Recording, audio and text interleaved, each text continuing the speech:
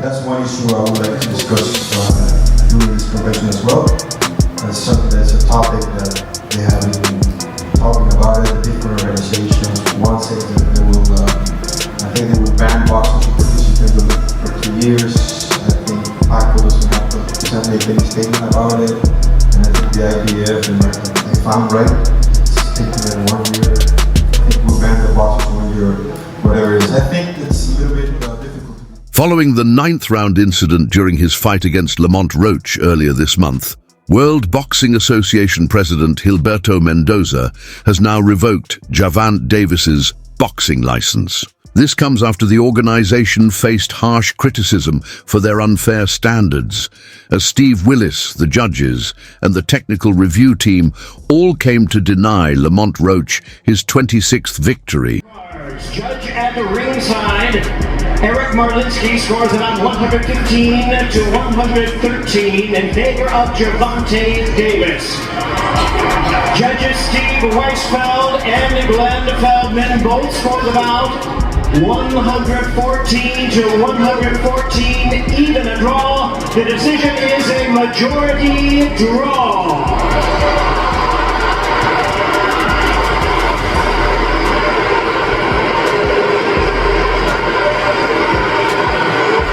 So, right. But you say you don't think he willing though.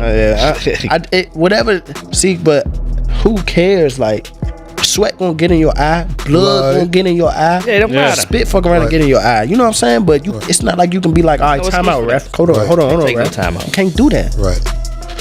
Would you be cool with Steve Willis doing the next fight? Hell no.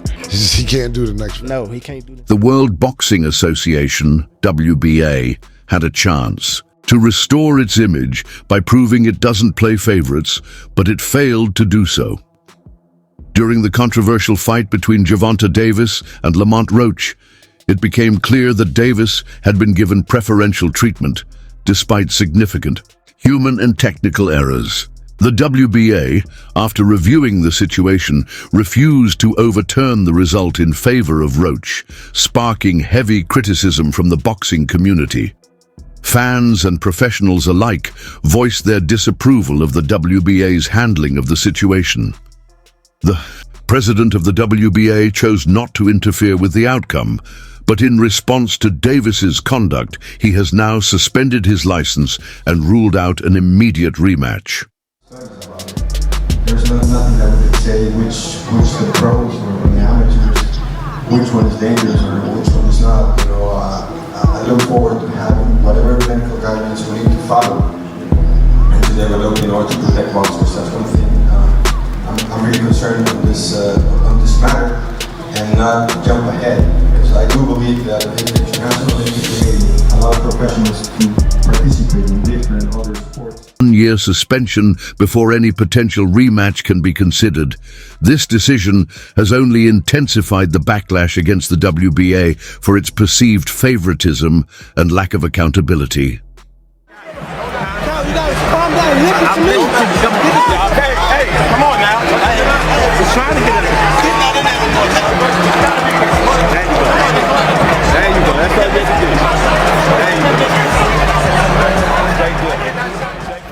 The World Boxing Association, WBA, did not take immediate action after Gervonta Davis's controversial fight with Lamont Roach Jr. on March 1st. The fight, which ended in a majority draw, saw Davis's undefeated record tarnished, but it was the incident in the 9th round that sparked an uproar.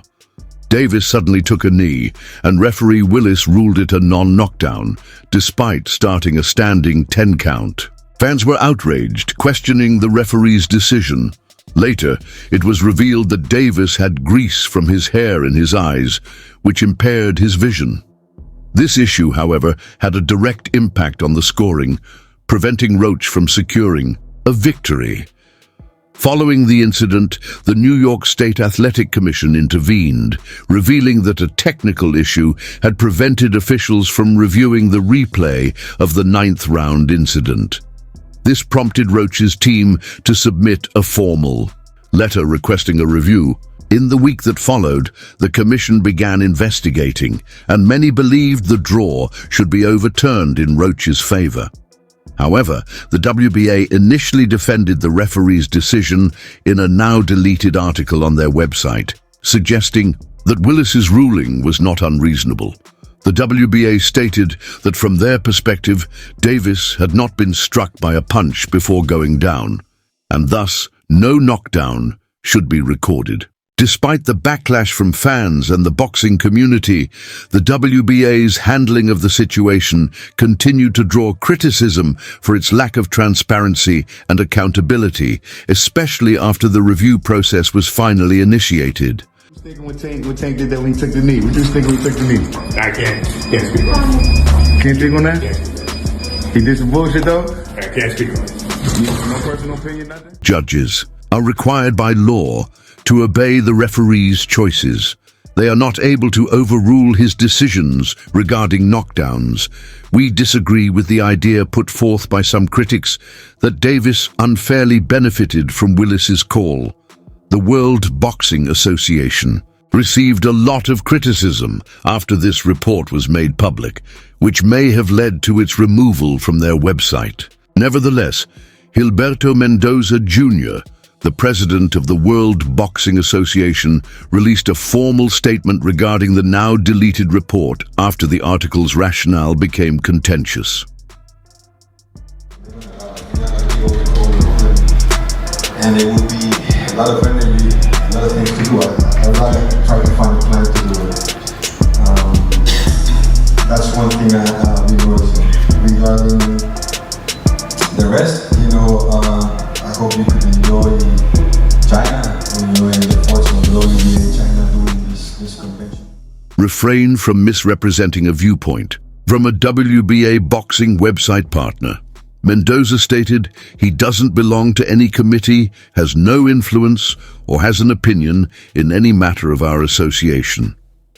Roach, meanwhile, tweeted his disgust as well, writing, "You guys are tinkering if you believe Buddy had a bad night or was absent for whatever reason. With me, that stuff is simply different. I informed you all right away because I felt like I won, and so do everyone else. You guys are behaving as though I claimed he was simple to deal with or something. I get a UD from the knockdown." He continued. Oh, and that right, but Davis took off some of the steam of the punch, but still, Roach leaned was right, and he took a knee. He took a knee. You take a knee like that, that looks like a knockdown. All right? That's a generous call from him. Did he not take a knee? Take the mouthpiece to come out. That's right. After the controversial majority draw between Gervonta Davis and Lamont Roach Jr., World Boxing Association, WBA, President Gilberto Mendoza pushed for an immediate rematch. Mendoza believed the fight's controversy, especially the incident involving Davis taking a knee in the 9th round, warranted a rematch. "I think there's not going to be any doubt about having a rematch on this," Mendoza told The Ring. "We need to send a strong message. If the WBA formally orders the rematch, Davis and Roach would have 120 days to run it back. Roach, who was considered a major underdog, now eagerly awaits his chance for redemption. On the other hand, Davis, who faced intense backlash over the knee incident, insists he welcomes a rematch to settle things once and for all. However, the situation remains uncertain as Davis's license has been suspended, throwing a wrench into the rematch's prospects. Interestingly, it appears that the initial report suggesting the WBA's support for the rematch was either published by mistake or represents a highly opinionated view that the organization does not officially endorse. Of course, another comparison I don't want to make to Mike Tyson, but Now that's crazy. That's what he do. He get dirty. The outcome of this controversy could ultimately depend on the ruling of the New York State Athletic Commission, which has already launched an investigation into the matter. There's also the question of Davis's immense influence in the sport. With his massive following and the revenue generated from his fights, including a reported 260,000 buys for the Davis-Roach bout, many wonder whether Davis's power and financial clout will influence the outcome of this situation. Some sources, including Dan Raphael, report that the fight generated as many as 262,000 buys, showing the financial significance of a potential rematch. The next steps remain unclear, but all eyes are on the WBA and the Athletic Commission as this drama unfolds. In this fight in the championship rounds. Nice right uppercut, left hook. Oh, another right hand, another right left by Roach. Davis fighting on even terms here in the 11th. Both of them have landed same amount of punches. Roach still talking to Tank. And Davis eats the body shot. And another left hook upstairs, right hand, left. Oh, but there's a counter left from Davis. The decision is a majority draw. The figures more closely, the Davis vs. Roach event, priced at $79.95 per pay-per-view, generated an impressive $21 million in revenue across all platforms in the United States. This includes streaming services like Prime Video and ppv.com, as well as traditional linear TV pay-per-view. The fight also set a record for the Barclays Center with 19,250 attendees, marking the largest crowd in the venue's 13-year history. This record-breaking attendance contributed to the event's massive gate, which reached nearly $7 million, the second highest in the venue's history, only surpassed by a Rolling Stones concert. With these remarkable numbers, Davis vs. Roach became the fourth highest grossing pay-per-view event among the 8 headlined by Gervonta "Tank" Davis. However, the fight's success has been overshadowed by the controversy surrounding it, especially with Davis at the center of the storm. His actions and the subsequent handling of the situation by the World Boxing Association, WBA, have put the WBA under intense scrutiny. While they attempt to navigate the backlash, Lamont Roach remains focused on his goal, securing the victory. He believes he earned. Despite the controversy, Roach continues to demand the win, and the fallout from this incident continues to ripple through the boxing world. Obviously, the part with the grease in the eye, that took on a life of its own, you know what I'm saying? That was a headline in the fight. One is, what did you think when he said that initially, just like the grease in the eye? But two is like, when you was in the fight, was there any point that you saw that? Like, did you see like him kind of messing with his eye, or did you have any indication that that was something that was bothering him? No, see, and that's the thing. If you look at the whole fight, he was never bothering his eyes before you jabbed him. Before I, like, you know what I'm saying, that kind of landed. He kind of rolled with it, but after that, you can see him wipe his eye. And then, right after I hit him with the jab, you can see him wipe his other eye. So it's like, it was corresponding to which hand that I punched him with and exactly which eye. So it's like crazy for him to say, it's grease in my eye. And I think even when he say that, you could see me, because I'm right beside him, you can see me like,